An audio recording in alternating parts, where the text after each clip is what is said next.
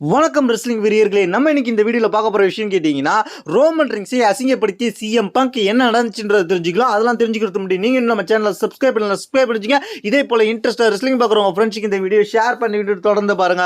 First என்ன நடந்துச்சு கேட்டீங்கன்னா, ராவோட மெயின் ஈவெண்ட்ல ஒரு பெரிய பேரவல் நடந்துச்சு. அந்த பெரிய பேரவல் முடிஞ்சதுக்கு அப்புறம் ராவோட மெயின் ஈவெண்ட்ல முடிஞ்சதுக்கு அப்புறம் ஒவ்வொருத்தவங்கள வெளில போறாங்க. வெளில போகும்போது ஆஃப்டர் ராவ்லயே அவங்களுக்குள்ள சண்டை வருது.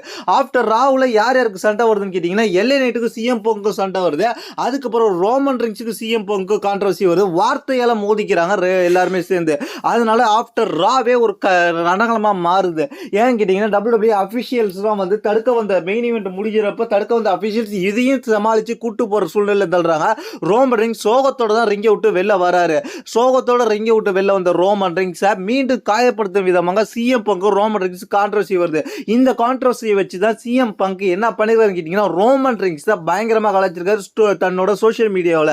இது எப்பொழுதுமே சிஎம் பங்க் செஞ்சுக்கிட்டு இருக்க வேலை தான். தன்னோட ஆப்போனண்ட்டை கண்டிப்பா கலாய்ப்பாரு. அதே போல தான் இப்ப ரோமன் ரிங்ஸை கலாய்ச்சிருக்காரு. என்ன சொல்லியிருக்காருன்னு கேட்டீங்கன்னா, சிஎம் பங்கு இன்ஸ்டாகிராம்ல போய் ஒரு ஸ்டோரி வைக்கிறார். அந்த ஸ்டோரி தான் மிகப்பெரிய ரோமன் ரிங்ஸை காயப்படுத்துற மாதிரி வைக்கிற ஸ்டோரியை. அது என்னன்னு கேட்டீங்கன்னா, நான் வந்து இன்னமும் என்னோட ஷூவோட தான் நான் இருக்கிறேன் அப்படின்ற மாதிரி சொல்லி ஒரு ஸ்டோரியை பதிவு பண்ணுறாரு. அவரோட ஷூவை ஃபோட்டோ போட்டு ஏன் அப்படி சொல்கிறாருன்னு கேட்டிங்கன்னா, பிரசன்ட் வந்து ரோமன் ரிங்ஸோட ஷூவை எடுத்துகிட்டு போனதை கலாய்க்கும் விதமாக போஸ்ட் போட்டுருக்காரு. அந்த போஸ்ட் தான் இது. இந்த ஃபோட்டோ பார்த்தாலே உங்களுக்கு தெரிஞ்சிருக்கும்.